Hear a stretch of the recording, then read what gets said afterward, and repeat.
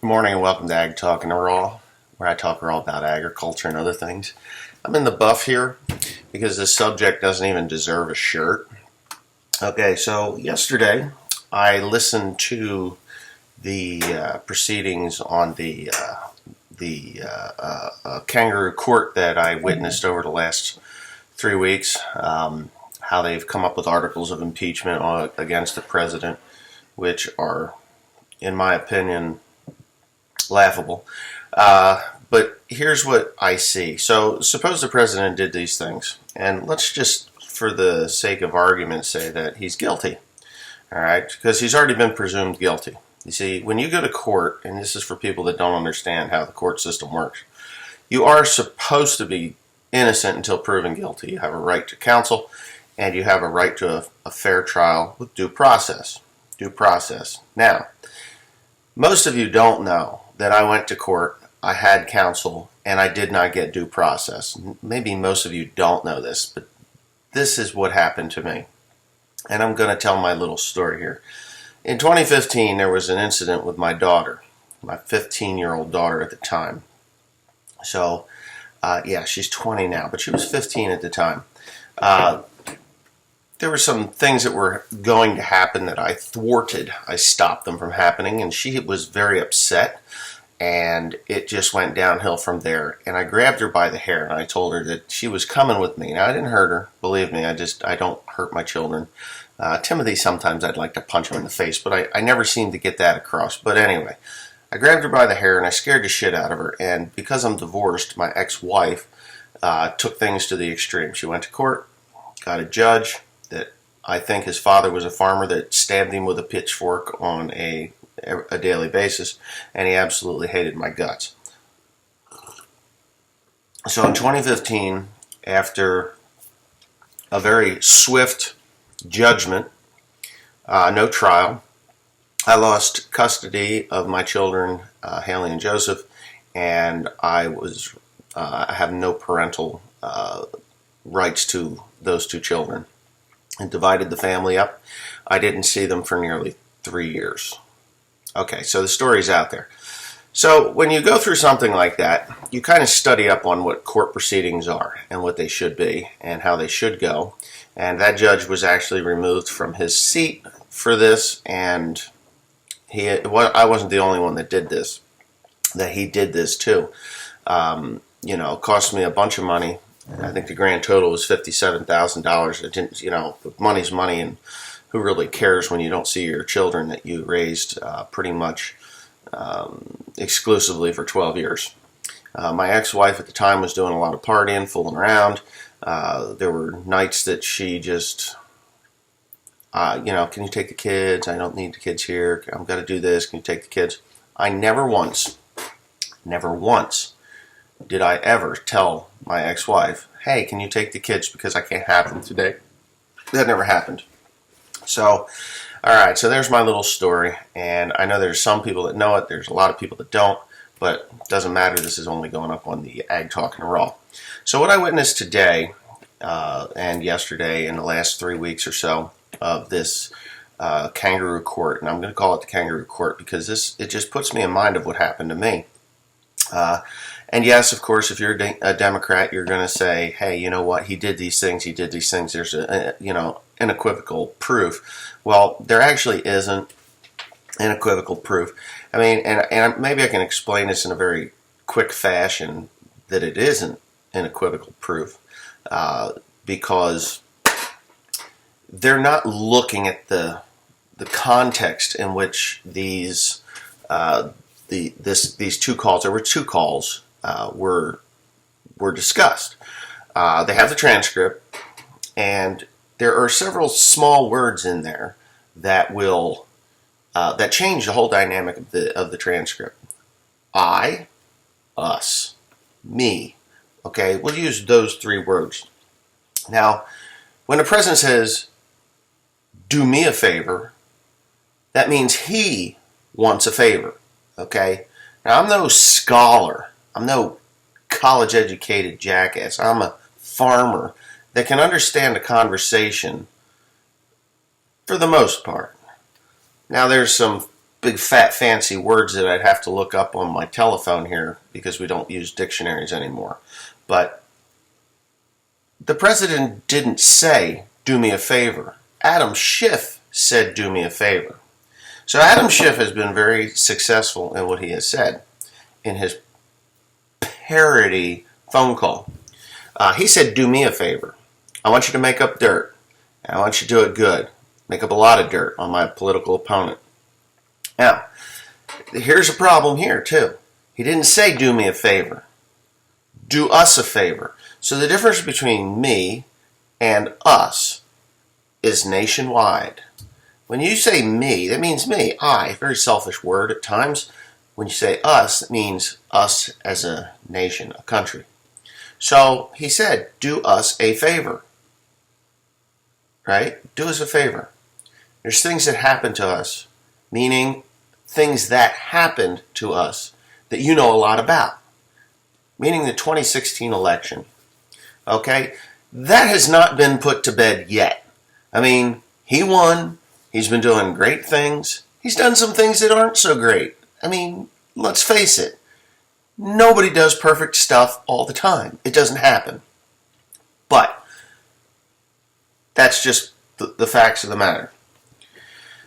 The 2016 election there was a lot of things that happened, and there's a lot of crooked stuff that happened, and I'm not hearing them say Hillary Clinton, DNC, poor Bernie Sanders. I mean, Bernie Sanders probably would have won the nomination, and believe me, I don't want Bernie Sanders anywhere near the White House. I'll tell you, he is a socialist. He's a socialist as they come. I mean, he's pretty ridiculous. He's almost Adolf Hitler. But, of course, if I say Adolf Hitler, everybody refers to Donald Trump as Adolf Hitler. Well, you're sorely mistaken. You don't know anything about Adolf Hitler. Now, the Democrat Party is following a lot of Adolf Hitler's tactics in the media and in their hearings. I just watched this Uptime or up whatever the hell it is. I forget what the hell they call it now. It's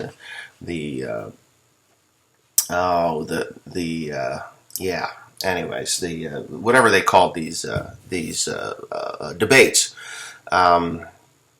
updraft. I think they called it updraft or whatever. Anyways, they just spent 2 days dealing on this debate, and the Democrats and the Republicans both, but the Democrats kept saying the same exact thing over and over and over again. Every single one of them. He did this. He's guilty. He did this. He's guilty. And he needs to be removed from office. Every single one of them. It's like a script. Now, when you go over to the Republican side, they said a lot of the same things, but there were variations of it. And they threw names out there, and they threw reasons out there as to why. And the Democrats did also throw reasons out there as to why we need to impeach this very guilty president. Okay? These panels are made up of judges and lawyers. They know the rules, they know the law, and they know how it's supposed to go, but yet they totally threw it out. The reason they do that is because they know that they can't get him removed from office. This isn't going to happen. It's going to go to the Senate, Lindsey Graham, Mitch McConnell, boom, shut down, done. He's not going to get removed from office. I know this, and 99% of my friends out here know this, Democrat or Republican. You know this. He's not getting removed from office. This is just a political smear campaign to boost their limp-wristed, limp-dick clan of idiots that they're trying to get into the White House. They have nothing to run against the president on. Roaring economy. I mean, come on. Stock markets, the economy's doing good. We are now producing stuff. Our industries are growing. Deregulation.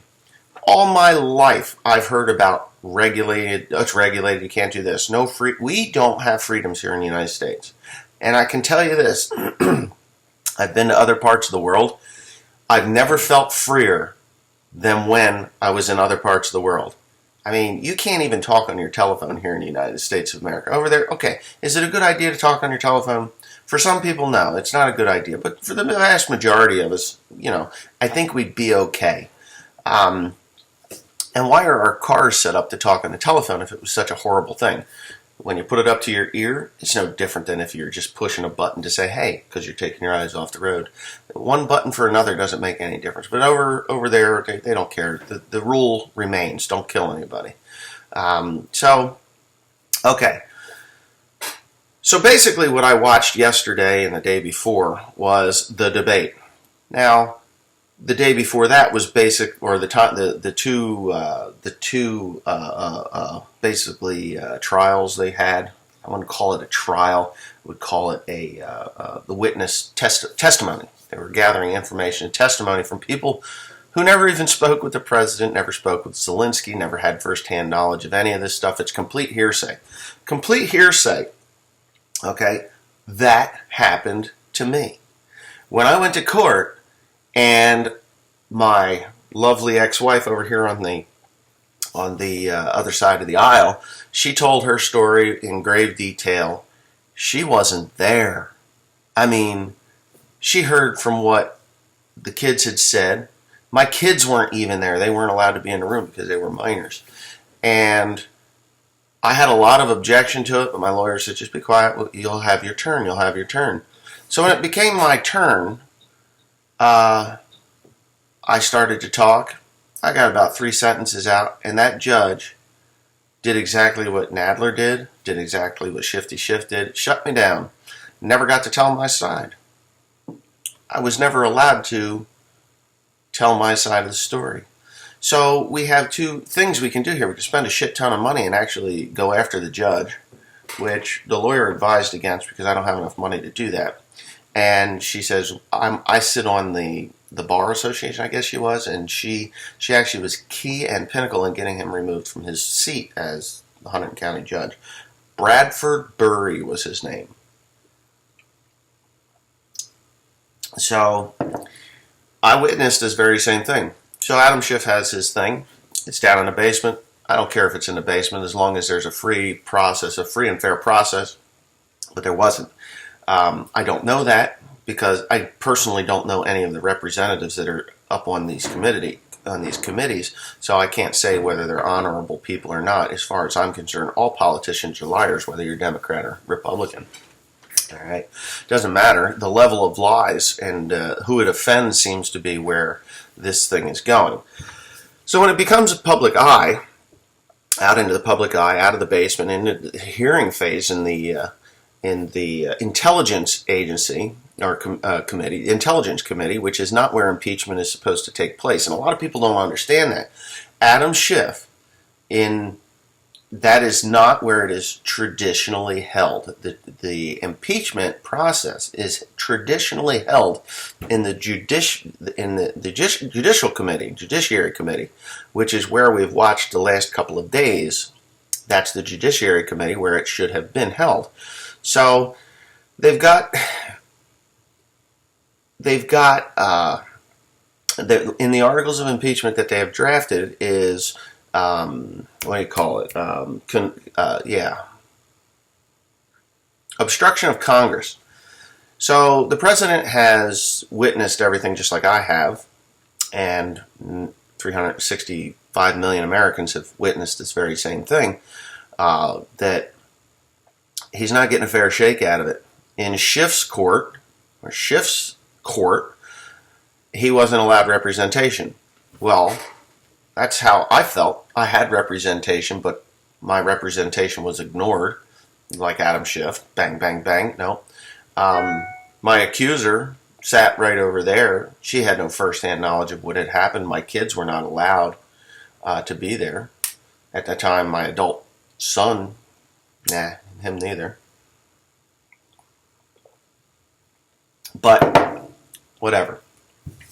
So, traditionally, whether it was the Clinton impeachment or even the Nixon impeachment the Nixon impeachment really didn't get too far. I wasn't born yet. I think I was born. I think I was 2 years old when it happened. But the Johnson impeachment, he won. He was impeached, but that was a trapdoor law that was put in place by, you guessed it, the Democrats didn't like him. Okay, they didn't like him, so they passed a law months and months and months ahead of schedule, and he fell through the trapdoor when a Democratic appointed, I think it was a military man. I'm not 100% sure. I'm vague on my history, but when he fired that individual, he broke the law that they had passed in the House and Senate. I guess he had to see it. He had to sign it into law, not understanding what it was and what it was set for. But anyways, he fell through the trapdoor and got himself impeached. And, of course, he was not removed from office. And this is something that has never happened in the history of the United States, is no president has been removed from office. Nixon resigned. Remember? At the helicopter, he does this. Yeah, Nixon resigned. He was wrong. He did it. He was guilty. Bill Clinton was guilty. Bill Clinton sat at the desk just like this and had Monica Lewinsky down on her knees, chooching on his pants antler. And there it is. But the President of the United States, why would he cooperate with a system that is not looking for the truth? They're just looking to smear.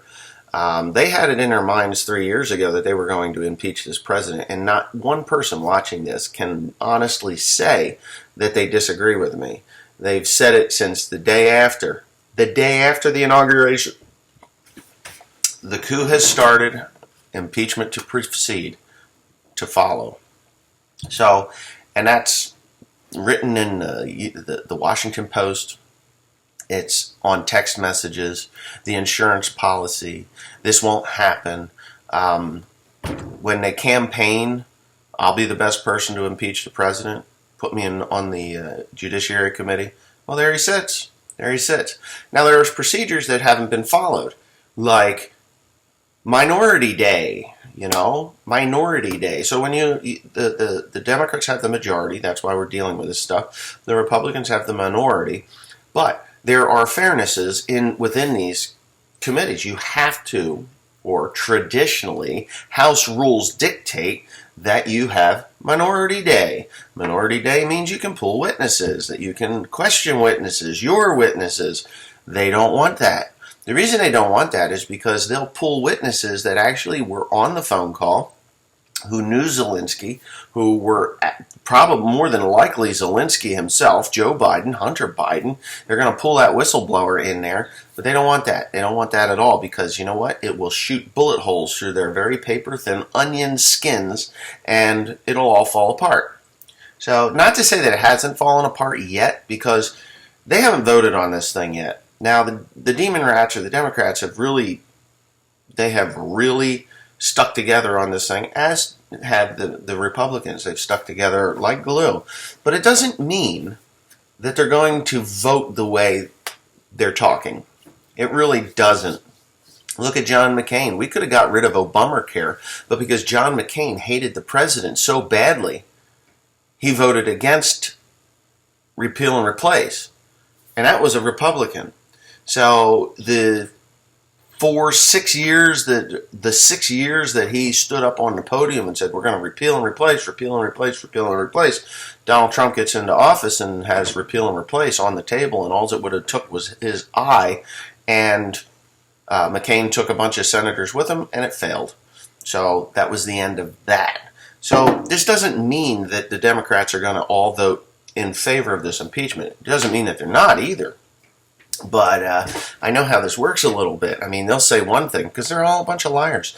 They'll say one thing and abstain. That's what probably 31 of these Democrats are going to do, is abstain from the vote, which means it doesn't count. They won't vote at all.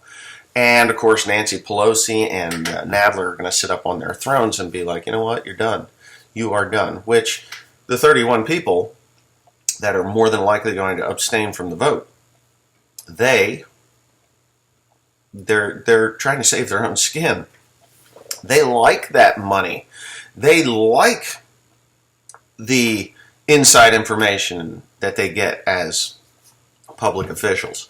So, anyway, when this was done, Jerry Nadler scheduled this impeachment vote and whatever the hell is going on. They're going to do it without consulting the minority. And, Republican Doug Collins, who is the minority leader in the Judiciary Committee, they shut off his microphone because they didn't want to afford him the fair process that it should be.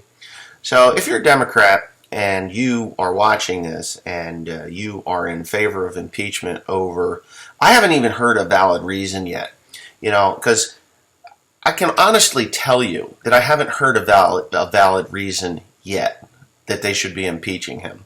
What I heard was a president that was negotiation, which negotiation in essence is a quid pro quo. There's legal quid pro quos, there's illegal quid pro quos. The money was approved by Congress, but who has ultimate say? And that's one thing that the Democrats did not even mention. When it's approved by Congress, it has to go to the president to be signed. So the House passed it, Senate passed it, goes up to the president. President says yay or nay, or I'm going to table this for a little bit and see what happens. That is 100% within his right. The Democrats are telling everybody that people died because this aid wasn't given. Okay, so with everything in life, there's a timeline. Like, you want to get your driver's license? You don't get it at 12, you get it at 17. You have to follow the timelines. All right? So, when they vote on this aid, it can be held up for years, literally months. Just give it, for shits and giggles, 6 months. So they've got this timeline of 6 months that this aid has to be given. It's like an airplane taking off. You don't just hop on an airplane and run down the runway and get in the air. There's a timeline. You have to wait for planes to come in. You have to wait for other planes to go off. That's how it works. It's no different than when money is allocated for a relief, aid, lethal aid, sleep aid like Obama did. Pillows and blankets? Give me a fucking break. What did they do? Throw pillows at the Russian tanks as they came rolling over them in Crimea? Give me a break. So I don't hear anything negative about that. I mean, I remember when it happened, the line in the sand was Syria. Obama was a very weak president. He did nothing that would, I don't think he did anything that made him a man. He didn't have any skin. His skin was darker than mine, which doesn't matter to me at the least, but he didn't do anything, in my opinion, that helped anybody around the world. We were in more wars. Obama ordered more airstrikes, and then we get Donald Trump, and I hear there's 5 wars in 3 years. I'm like, what? Where the hell are we going to war at? It's delusional. So if you're a Democrat and you're watching this thing, and you want to be treated the way that your party is treating the president, say yes or no. Just put a yes or no in the comment section there, because I honestly don't think any red-blooded American that understands the court system. I am no lawyer, but I've been through court. I know the system okay. Not great, not very well, but okay. I know the system okay. And I know that if I was the one that was being judged, juried, and hung like this, I wouldn't cooperate either. And there's no reason for him to just run down there. And Adam Shifty Schiff said it right there 2 days ago when they announced these articles of impeachment. There are 3 branches of government. I've explained this before. There's the legislative, judiciary, and executive. Okay, so the legislative, House representatives, they're the ones that they make the laws, and the Senate passes, and the president signs it in. But the judiciary is the one that keeps all of them in check. Okay, they keep them in check. Pretty much, the judiciary is the final say. Really, honestly, the final say. And that's what the president did.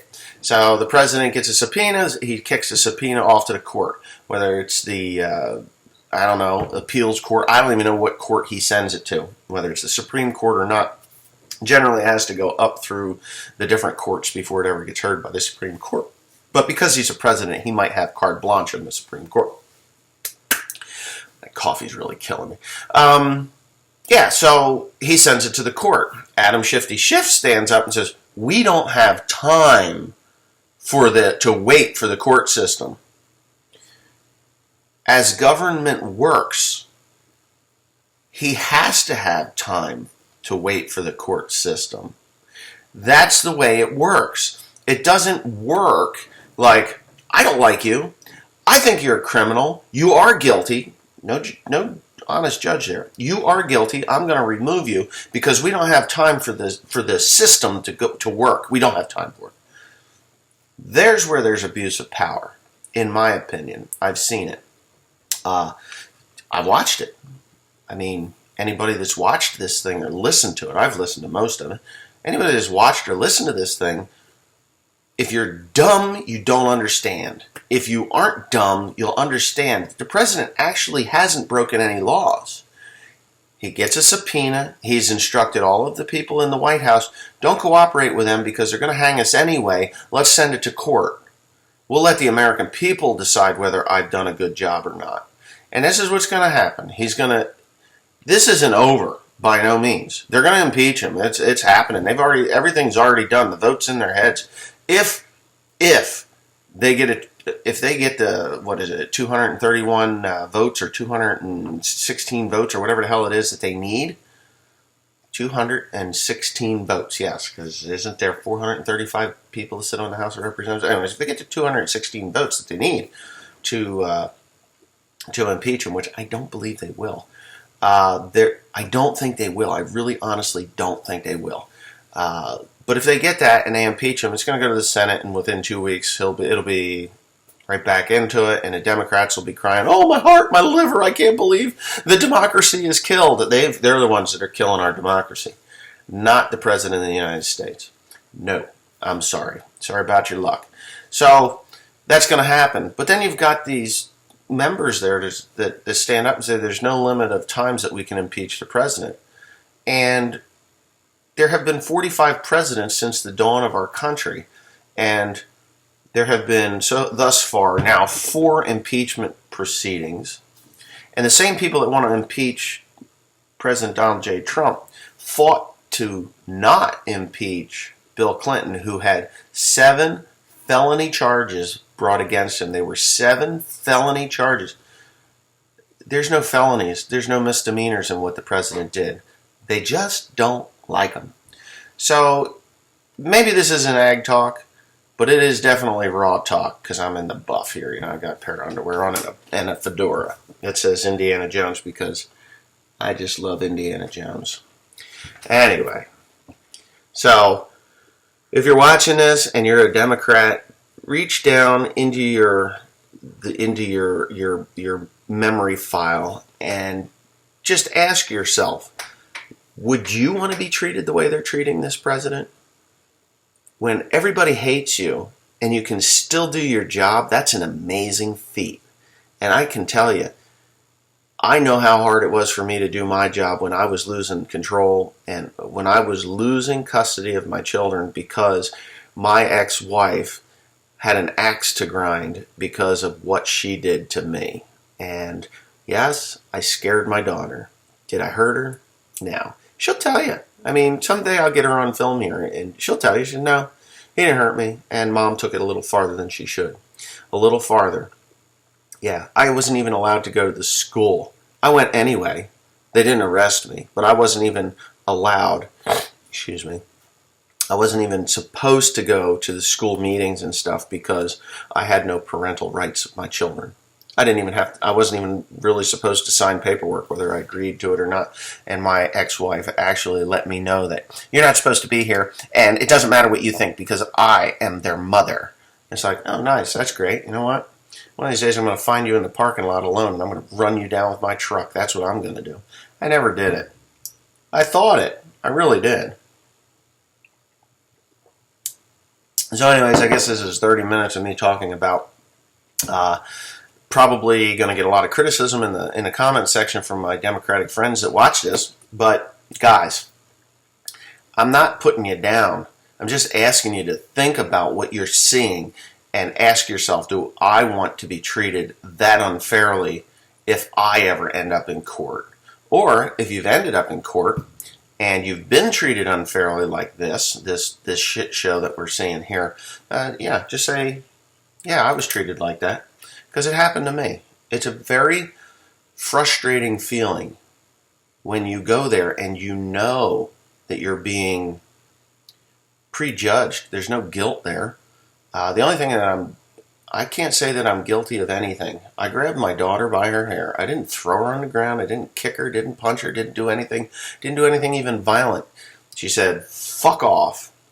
And when she said fuck off, lucky she didn't have my father for a father. I watched my father take my sister Holly and dunk her head in the cow shit. And she said, go ahead, drown me, boom, boom, boom, in the shit. Man, she deserved it, though. Honest to God, I think my sister Holly deserved a lot more than that. But then he took her over to the water fountain and tried to wash her hair off. And she said, God, kill me. You know, it was great. You know, fond memories. You know, and she deserved it, man. She was an asshole. But anyway, that being said, I didn't do that to my daughter, and it's just really shitty, and that's the end of that. I got a lot of stories, especially from my childhood. My sisters were brutal. I mean, I'll never forget being in the shower and hearing this commotion. I come out of the shower, I got a towel around my waist there, and one sister's on top of the other, choking her out. They wouldn't stop. Who was it? It was Wendy. Wendy was choking Holly, and I told you, knock it off, get out of here, asshole. So I go out, and girls are more vicious than boys at that age, I'll tell you. Because I've seen my sisters come out bloody fist fights, you know, crazy. So I go and I get the broom and I whack it across Wendy's back, and the next thing I'm getting my ass kicked for doing it, by both of them. Gotta love those sisters. Anyway, one's dead and the other one I don't talk to. The one that's dead I'd talk to. I had no problem with her at all. I actually still talk to her. The one that I don't talk to, I wish I did, but she just has this perverted view on what her childhood was like. You know, she didn't think that she deserved anything that she got. And she was treated quite well. I mean, she had horses. They got to go do 4-H and gymkhanas. And my dad drug them around all over the place to these horse shows and did all this stuff with them. And, you know, my older sisters and Holly, I think he regrets it. I honestly do. I think my dad regrets, well, I can't speak for him, but when you do something special for people, you expect them to appreciate it, not say that your childhood was terrible and that, you know, your mom and dad were worthless and blah, blah, blah. It was really scary stuff, but there's reasons for that. I know what the reasons are. And I said them once on here about 7 years ago, and she was very upset with me about that. But you know what? The truth hurts.